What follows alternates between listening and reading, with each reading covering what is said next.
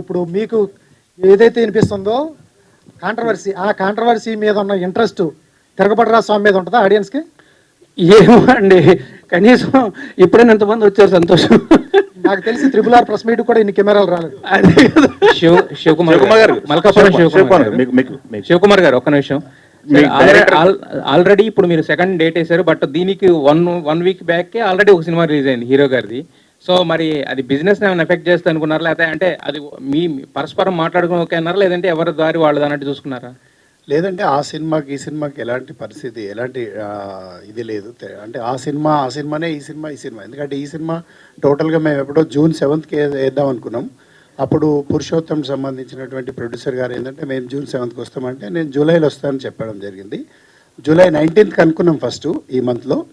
But 19th అయితే ఈ already కల్కి పెద్ద సినిమాలన్నీ కూడా చూసేశారు కాబట్టి ఆడియన్స్ ఫస్ట్ వీక్లో వస్తే బాగుంటుందని చెప్పేసి August 2nd అప్పుడే 1 month బ్యాక్ డేట్ అనౌన్స్ చేయడం జరిగింది. శివకుమార్ గారు డైరెక్టర్ గారిది చాలా గ్యాప్ ఉంది సినిమా తర్వాత. ఖాళీగా ఉన్న డైరెక్టర్ గారిని తీసుకొచ్చి మీరు సినిమా తీయడానికి కారణం ఏంటి? అంతగా మిమ్మల్ని ఏం ఇంప్రెస్ చేశారు ఆయన? అంటే ఒక్కటే నేను చెప్తాను. ఓకే ఇప్పుడు రవికుమార్ చౌదరి గారు, నేను అంటే నా వ్యక్తిగతంగా నేను చెప్పాలంటే ఫస్ట్ ఎప్పుడైనా నేను కంటెంట్నే లైక్ చేస్తానండి.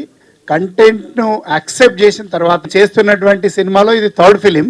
బట్ అన్ఫార్చునేట్లీ ఏంటంటే ఆ 2 ఫిలిమ్స్ వెనక వెళ్ళిపోయినాయి, ఇది ఫస్ట్ ముందుకు రావడం జరిగింది. కాబట్టి వారు ఏ విధంగా చెప్పారో ఆ విధంగా వారి గురించి చెప్పాల్సిన అవసరం లేదు. ఈజ్ ద ప్రూవ్డ్ డైరెక్టర్ కాబట్టి కథ చెప్పగానే ఫస్ట్ సెలెక్షన్ ఏంటంటే రాస్తారని అయితే బాగుంటుందని చెప్పేసి ఆ రోజే చెప్పడం జరిగింది. మీకు డైరెక్టర్ గారికి ఏమన్నా సెట్లో గొడవలైనాయా? మీకు డైరెక్టర్ గారికి ఏమైనా సెట్, ప్రొడ్యూసర్ గారికి డైరెక్టర్ గారికి అంత ఎఫర్ట్ నాకు లేదండి. అందుకని కొట్లాడేంత ఓపిక లేదు, కొట్లాడేంత ఎఫర్ట్ కూడా లేదు. రఘుబాబు గారు నేను చెప్తాను, సారీ టు ఇంటరప్షన్. నా ఫోన్లో కొన్ని నంబర్స్ ఏంటంటే రాత్రిపూట, ఎందుకంటే నేను సూర్య వర్సెస్ సూర్య సినిమా చేసిన కదా, నేను కొన్ని నేర్చుకునే ఏంటంటే రాత్రిపూట కొన్ని ఫోన్లు నాకు చీకటి ఉంటుంది కాబట్టి ఆ నంబర్లు కనబడాయండి, అందులో కొన్ని ఉండొచ్చు, చెప్పలేదు. హీరోయిన్ సెలక్షన్ కూడా మీదే అన్నారు. నేనే సెలెక్ట్. హీరోయిన్ ఫస్ట్ ఎక్కడి నుంచి తీసుకొచ్చారు? ఈ సినిమాకు మీకు తీసుకొచ్చిన క్యారెక్టర్ కి సెట్ అయిందా? నేను చేసినటువంటి సినిమాలన్నిట్లో కూడా జూనియర్ ఆర్టిస్ట్ దగ్గరికి వెళ్ళి మ్యూజిక్ డైరెక్టర్ వరకు మాక్సిమం గా నేనే సెలెక్ట్ చేస్తానండి. ఎందుకొరకంటే టోటల్ గా ఇక్కడ ఇన్వెస్ట్మెంట్ పార్ట్ ఉంది. డైరెక్టర్ క్రియేటివిటీలో ఎక్కడ నేను ఇబ్బంది పెట్టను, వారికి ఫుల్ ఫ్రీడమ్ ఇస్తాను. నేను చేసే ప్రతి దాంట్లో కూడా వారితో సలహా తీసుకొని వారి అడ్వైజ్ ఒప్పించి పెట్టడం జరుగుతుంది. మాల్వి మల్హోత్రా వచ్చేసి నేను హిందీ బాలీవుడ్ సినిమా చేస్తున్నాను, అక్కడ రాజ్ అశు అని చెప్పేసి నా మిత్రుడు డైరెక్టర్. ఇప్పుడు నెక్స్ట్ సినిమాకి ఆయన మ్యూజిక్ డైరెక్టర్. ఆ మ్యూజిక్ డైరెక్టర్ దగ్గర తను ఆల్బమ్ చేయడం జరిగింది. ఆయన ప్రపోజ్ చేస్తే మరి ఈ అమ్మాయి బాగుంటుందని చెప్పేసి ఇక్కడ ఇంట్రొడ్యూస్ చేయడం. డైరెక్టర్ గారు మీకే, రవికుమార్ మనోహర చోప్రాకి కిస్సు, ఇప్పుడు రాజ్ తరుణ్ లావణ్యతో గొడవ ఎలా అనిపించింది? అది పెద్ద విషయం కాదండి, అది చాలా సిల్లీ. ఇప్పుడు అది బాగా సంచలనం అయింది కదా. అప్పుడు సంచలనం, అది బిగ్ బాస్ దాకా పోయింది, అది సల్మాన్ ఖాన్ దాకా పోయింది. చూసారా, మార్చేశారు హీరోయిన్ ప్లేస్. కాదు సార్, సల్మాన్ ఖాన్ దాకా పోయింది. సో డైరెక్టర్ గారు, అంటే రాజ్ తరుణ్ ఫ్యూచర్ ఆలోచించి ఆ టైటిల్ పెట్టారా తిరగబడ్ర స్వామి అని? లేదండి, నేను ఫస్ట్ కథ అనుకున్నప్పుడే నేను టైటిల్ అనుకున్నాను. టైటిల్ అనుకున్న తర్వాత, ముందు కథ అనుకున్న తర్వాత నాకు హీరో ఎవరు తెలియదు. నేను మా ఇంటికి జూబ్లీస్ నుంచి నేను మోతినగర్ లోపే నాకు కాల్ చేశారు శివకుమార్ గారు, రాజ్ తరుణ్ బాగుంటాడండి అని. డెఫినెట్గా బాగుంటాడండి, ఎందుకంటే నాకు రాజ్ తరుణ్ అంతకుముందు అల్లరి చిల్లరగా ఉండేవాడు క్యారెక్టరైజేషన్స్లో. సినిమాల్లో ఇది కొంచెం బ్యాలెన్స్గా ఉంటుంది, పర్ఫార్మెన్స్ చాలా బ్యాలెన్స్గా ఉండాలి. నాకు ఆ ధైర్యం ఎక్కడ వచ్చిందంటే కుమారి 21F నాకు బాగా నచ్చిన సినిమా, మా ఫ్రెండ్ సుకుమార్ది. దాంట్లో చాలా బ్యాలెన్స్గా ఉంటాడు, ఎమోషనల్ కూడా ఉంటుంది. అది నేను కంపేర్ చేసుకున్నప్పుడు నా క్యారెక్టర్ కరెక్ట్గా ఉంటుంది నేను సెలెక్ట్ చేసుకున్నాను. టైటిల్ మాత్రం కథకు సంబంధించి పెట్టింది తప్ప మిగతా విషయాల మీద కాదు. రవికుమార్ చౌదరి గారు, హీరోయిన్ ఓకే సార్, అంటే మీరు ఒక బీయింగ్ ఏ లేడీ, అవతల కూడా లావణ్య ఒక లేడీ, తను సఫర్ అవుతుంది, పోరాటం చేస్తుంది. మీకు ఎట్లా అనిపిస్తుంది తన పోరాటం గురించి? పర్సనల్గా ఎట్లా ఫీల్ అవుతున్నారు? అట్ ద సేమ్ టైం మీ ఫ్యామిలీ నుంచి, అంటే first Telugu movie, at the same time first కాంట్రవర్సీలో స్ట్రక్ అయిపోయారు. సో ఫ్యామిలీ నుంచి ఎట్లా ఉంది సపోర్టు? మీరు ఎట్లా పర్సనల్గా ఫీల్ అవుతున్నారు? Actually, I feel very bad that this has happened during my first Telugu film. But literally we can't control people.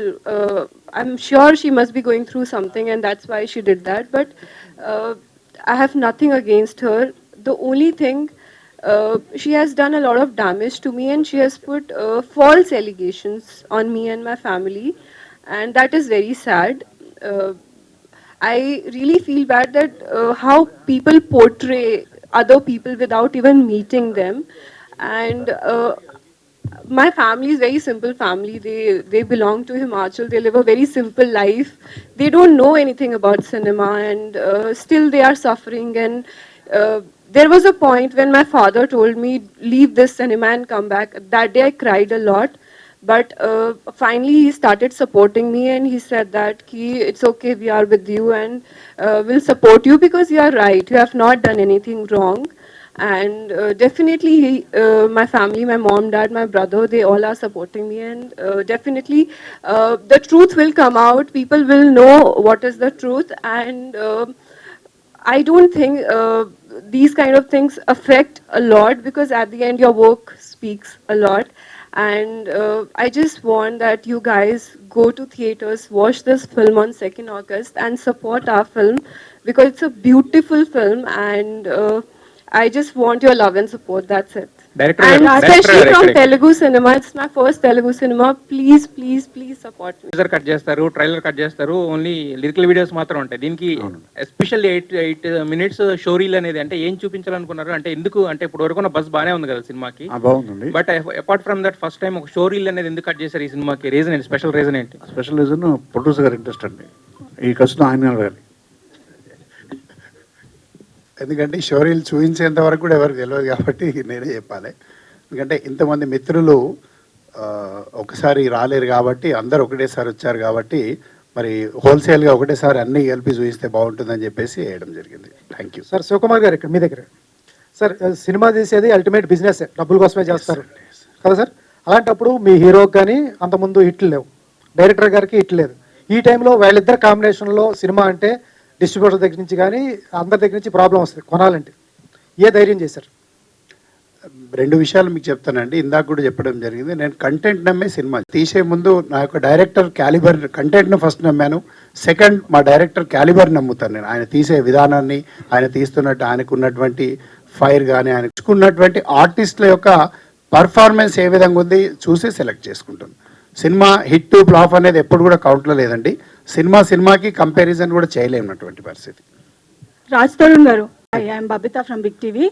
అయితే కంగ్రాచులేషన్స్ ఫర్ ద మూవీ. అయితే ఇప్పుడు నేను ఒకటి అడుగుదాం అనుకుంటున్నానండి. సోషల్ మీడియాలో పాజిటివ్ గా వెళ్తుంది, నెగటివ్ గా వెళ్తుంది మీ గురించి.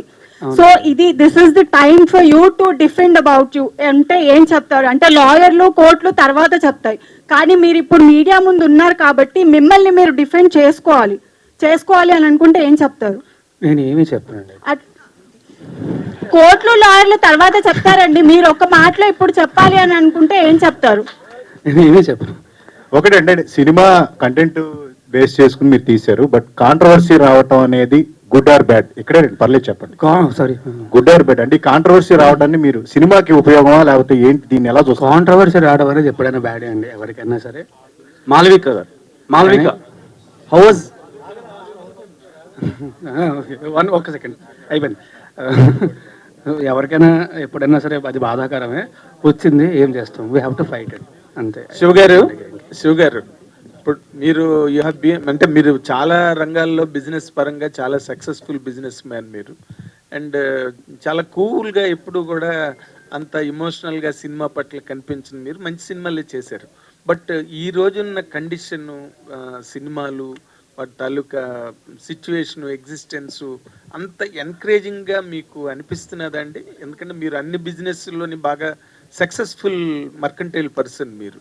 ఈ రోజున మీరు what is really that you are expecting from cinema industry? మీరు ఇంకా ఏ రకంగా ముందుకు వెళ్ళాలనుకుంటున్నారు? మీకు హడ్డిల్స్ ఏమైనా ఫీల్ అవుతున్నారా? డెఫినెట్లీ అండి. ఈ రోజు కాదు, ఏ రోజు అయినా కూడా ఆడియన్స్ ఎప్పుడు మంచి సినిమా ఉంటే ఆదరిస్తారు.